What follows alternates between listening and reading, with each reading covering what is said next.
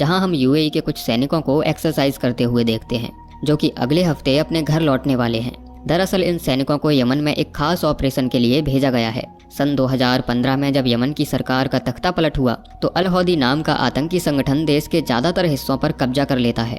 जब जंग छिड़ी तो वहाँ के आम नागरिकों को इसकी भारी कीमत चुकानी पड़ी। फिर जब यमन की सरकार अपने सहयोगी देशों से मदद मांगती है तो यूएई की सेना उनकी मदद के लिए पहुंचती है, जिनका काम आतंकी गतिविधियों को रोकना और वहाँ के लोगों की मदद करना था। लेकिन 3 साल बाद भी यमन में कब्जे के लिए जंग जारी है। फिर हम अली नाम के एक सैनिक को लकड़ी का घोड़ा बनाते हुए देखते हैं, जिसे वह अपनी बेटी के जन्मदिन पर गिफ्ट करने वाला है। तभी उसका दूसरा साथी उसे अपने साथ गश्त पर चलने के लिए कहता है और अली जाते समय अपने बच्चों की तस्वीर अपने पास रख लेता है। इसके बाद 2 गाड़ियां पूरी तैयारी के साथ बेस से निकलती हैं और पथरीले रास्तों से होते हुए आगे बढ़ती हैं। उसी समय अली का फोन वाइब्रेट होने लगता है, लेकिन उसका टीम लीडर पेट्रोल पर फोन चलाने से मना करता है, जिसके बाद अली बताता है कि उसकी पत्नी बीमार है। उसी समय रास्ते में इन्हें एक यमनी आर्मी की टुकड़ी मिलती है, जो ट्रक खराब होने की वजह से रुकी हुई थी। ये लोग बताते हैं कि उन्होंने पहाड़ी के नीचे कुछ हलचल देखी है, जिसके बाद टीम 2 हिस्सों में बंट जाती है, पेट्रोल 1 और पेट्रोल 2। पेट्रोल 2 टीम जीप को रिपेयर करवाने में मदद के लिए रुक गई थी, जबकि पेट्रोल 1 टीम गश्त के लिए आगे बढ़ जाती है।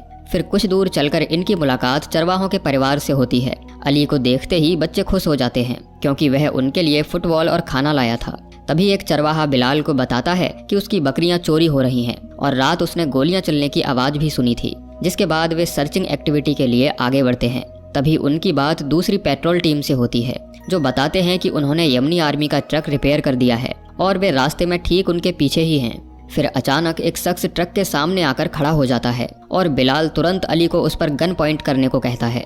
लेकिन तभी अचानक आरपीजी से ट्रक पर जोरदार हमला होता है, लेकिन बुलेट प्रूफ होने के कारण अंदर बैठे सैनिक सुरक्षित रहते हैं। फिर बिलाल तुरंत वहां से निकलने के ऑर्डर्स देता है, पर जल्दबाजी में ट्रक पत्थरों के बीच फंस जाता है और काफी कोशिश करने के बाद भी वहां से नहीं निकल पाता।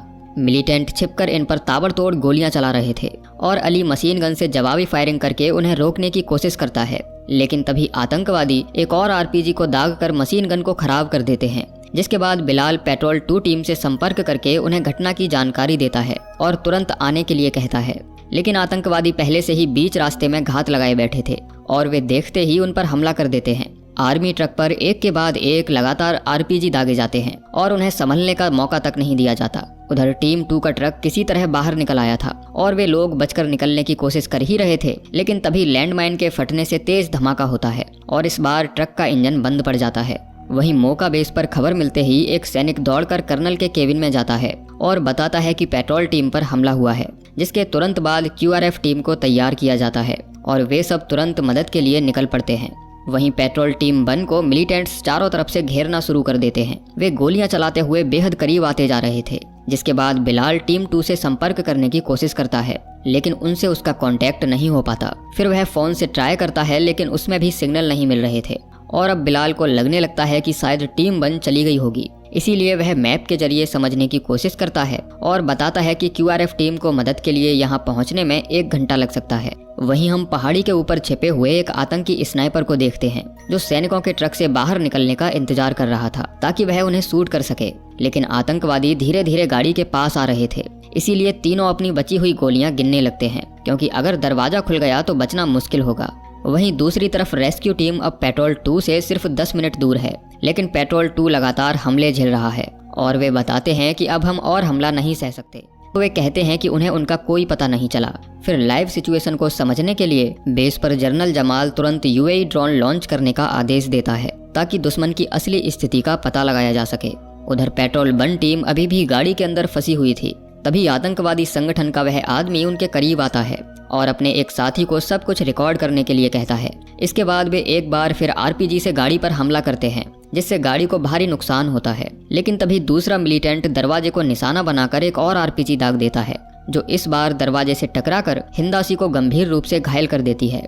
चोट उसकी गर्दन में लगी थी, इसीलिए अली और बिलाल उसकी जान बचाने की कोशिश करते हैं। लेकिन इसी बीच आतंकवादी और लैंडमाइंस लगाना शुरू कर देते हैं ताकि बैकअप टीम को निशाना बनाया जा सके। वहीं दूसरी तरफ मिजरोही और उनकी टीम घाटी में पहुंच जाती है, लेकिन मिजरोही खतरे को भांपते हुए सभी को रुकने के लिए कहता है। तभी पेट्रोल 2 टीम किसी तरह बचकर उनके पास पहुंचती है, लेकिन वे सभी घायल होते हैं और उन्हें यह भी नहीं पता होता कि पेट्रोल 1 टीम आखिर कहाँ है। इसी दौरान एक आतंकवादी पहाड़ों में छिपकर उन पर नजर रखे हुए था। वह अपने लीडर को इन्फॉर्म करके अपने बाकी सभी आदमियों को भी अलर्ट कर देता है, जिसके बाद वे आर्मी व्हीकल्स को निशाना बनाकर उन पर मोर्टार्स दागना शुरू कर देते हैं। जिसके बाद मिजरोही और उसकी टीम को पीछे हटकर रेंज से बाहर निकलना पड़ता है। फिर वह बेस से संपर्क करता है और जनरल कहता है कि तुम्हें किसी भी कीमत पर हमारे जवानों को बचाना होगा, ये नेशनल सिक्योरिटी का मामला है। लेकिन दिक्कत वाली बात ये थी कि दुश्मन छिपकर हमला कर रहा है और इस घाटी के चप्पे चप्पे से वाकिफ है। तभी ट्रक में फंसे बिलाल को फोन में सिग्नल मिल जाता है और वह बेस से कांटेक्ट करके बताता है कि वे अभी तक जिंदा हैं, लेकिन उन्हें तुरंत मदद चाहिए। जिसके बाद कर्नल घाटी में आगे बढ़ता है और बताता है कि पेट्रोल टीम को मोहरा बनाया गया है ताकि वे हमें भी अपने जाल में फंसा सकें, इसीलिए हम पहले उनकी चाल पता करेंगे। फिर अचानक उन पर हमला किया जाता है, लेकिन ये लोग भी पलटवार करते हुए आगे बढ़ते हैं। इस तरह इन्हें आतंकवादियों के 3 ठिकानों की लोकेशन मिल जाती है जहां से वे मोर्टार्स दाग रहे थे। अब कोऑर्डिनेट्स मिलने के बाद एयर सपोर्ट भेजा जाता है, लेकिन ट्रक के अंदर फंसे तीनों सैनिक बेहद घबराए हुए थे। जैसे ही बिलाल बाहर देखने की कोशिश करता है, तभी एक और आरपीजी हमला होता है जो उसे भी गंभीर रूप से घायल कर देता है। फिर आतंकवादियों का नेता उन्हें सरेंडर करने को कहता है, लेकिन अली दरवाजा खोलकर जवाबी फायरिंग करता है और कई मिलिटेंट्स को मारकर साफ कर देता है कि वे हार नहीं मानेंगे। इसी बीच पहाड़ी पर छिपा स्नाइपर अली पर गोली चलाता है, लेकिन गोली उसके हेलमेट में लगती है और वह बच जाता है। इसके बाद आतंकवादी गाड़ी के नीचे आग लगा देते हैं ताकि धुआं अंदर भर जाए और वे दम घुटने से बाहर आ जाएं। लेकिन बिलाल समझदारी दिखाते हुए उस जगह को बंद कर देता है जहां से धुआं अंदर आ रहा था और कुछ समय के लिए हालात को संभाल लेता है। वहीं दूसरी तरफ मिजरोही को ड्रोन से जानकारी मिलती है कि आतंकवादी आगे बढ़ चुके हैं, इसीलिए वह फिलहाल 2 गाड़ियां आगे भेजता है। उधर ट्रक के भीतर फंसे सैनिकों का धुएं से दम घुटने लगता है। इसी दौरान अली अपनी पत्नी को फोन करके उससे बात करता है, जो बताती है कि वह प्रेग्नेंट है।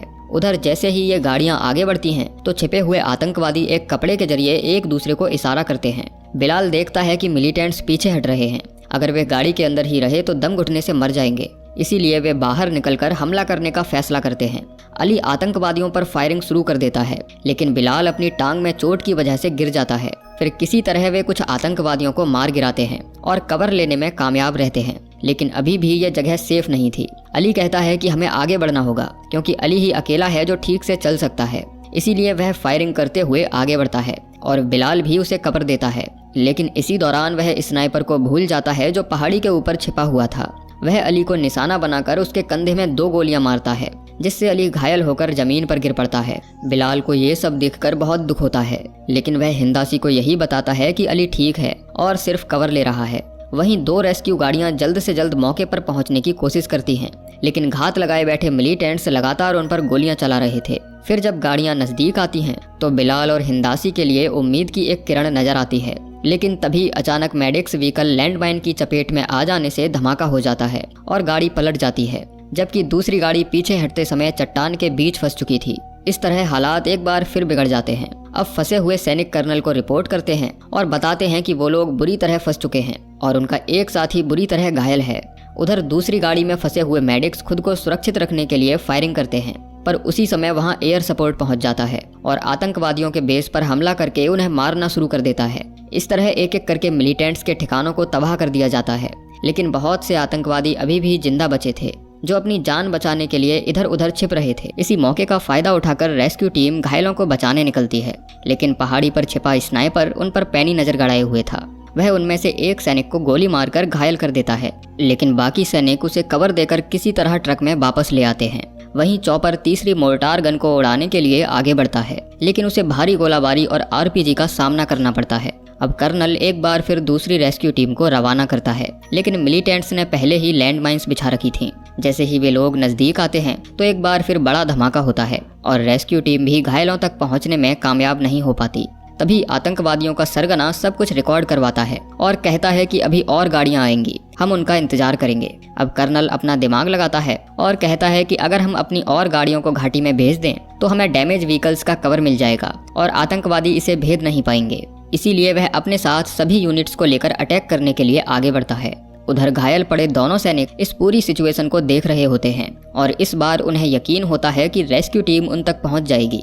वहीं कर्नल अपने ट्रूप के साथ घाटी में पहुंच जाता है और फिर सभी गाड़ियों को एक कतार में खड़ा करके कवर लाइन बनाई जाती है, जिसके बाद कुछ सैनिक उतरकर घायलों की तरफ बढ़ते हैं, लेकिन मिलिटेंट्स की तादाद बहुत ज्यादा होती है। वे लगातार उन्हें रोकने की कोशिश कर रहे थे, अब जब ये लोग जवानों को ट्रक में लोड करके निकल रहे होते हैं तो एक बार फिर लैंडमाइन के फटने से धमाका हो जाता है और ये देखकर हिंदासी का हौसला टूट जाता है। वह कहता है कि अब हम नहीं बच पाएंगे। इसके बाद एक सैनिक स्नाइपर को खत्म करने के लिए आगे बढ़ता है और बाकी सैनिकों को उसके सिग्नल मिलने का इंतजार करने को कहता है। फिर वह बाहर निकलकर कवर लेता है और उन्हें स्मोक रॉकेट्स छोड़ने का इशारा करता है। अब स्मोक से पूरा इलाका धुएं से भर जाता है और किसी को कुछ दिखाई नहीं देता। फिर वह सभी सैनिकों को सिग्नल देता है कि यही सही मौका है आगे बढ़ने का, क्योंकि आतंकवादी भी स्मोक में ठीक से देख नहीं पाते, इसीलिए वे फायरिंग रोक देते हैं। लेकिन जवान उन्हें एक एक करके मारना शुरू कर देते हैं। फिर काफी देर तक खोजने के बाद आखिरकार बिलाल और हिंदासी को ढूंढ लिया जाता है और उन्हें सुरक्षित निकालकर गाड़ी में बिठाते हैं।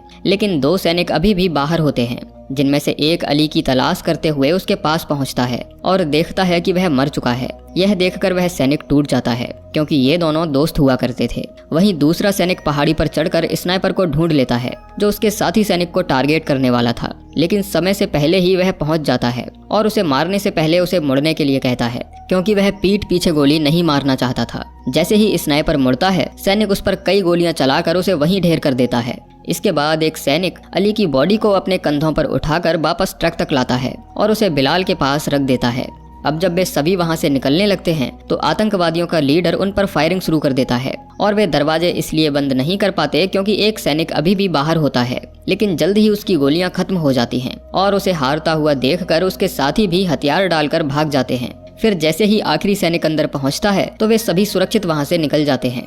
इसके बाद जनरल एयर स्ट्राइक का ऑर्डर देता है और जवानों के सिक्योर होते ही मिजरोही इस पूरे इलाके पर बम गिराने के ऑर्डर्स देता है। इसके बाद जेट्स भारी बमबारी करते हुए इस पूरे इलाके को तबाह कर देते हैं और देखते ही देखते पूरी घाटी धमाकों की आवाज से गूंज उठती है। फिर जब सभी सैनिक बेस पर वापस पहुंचते हैं तो शहीद सैनिकों के सब बाहर निकाले जाते हैं और पूरे सम्मान के साथ उन्हें विदाई दी जाती है। इसके बाद अली की बॉडी को यूएई लाया जाता है, जहां उसके अंतिम संस्कार में उसका पूरा परिवार शामिल होता है। उसी समय बिलाल अली के बच्चों से मिलता है और उसकी बेटी को वह घोड़ा देता है जिसे अली ने उसके जन्मदिन पर गिफ्ट करने के लिए बनाया था। और इसी के साथ ये मूवी एंड हो जाती है। तो दोस्तों, ये थी कहानी दी एम्बुश मूवी की, जो जरूर आपको पसंद आई होगी। बाकी आप लोग हमें कमेंट करके बता सकते हो कि आपको ये कहानी कैसी लगी।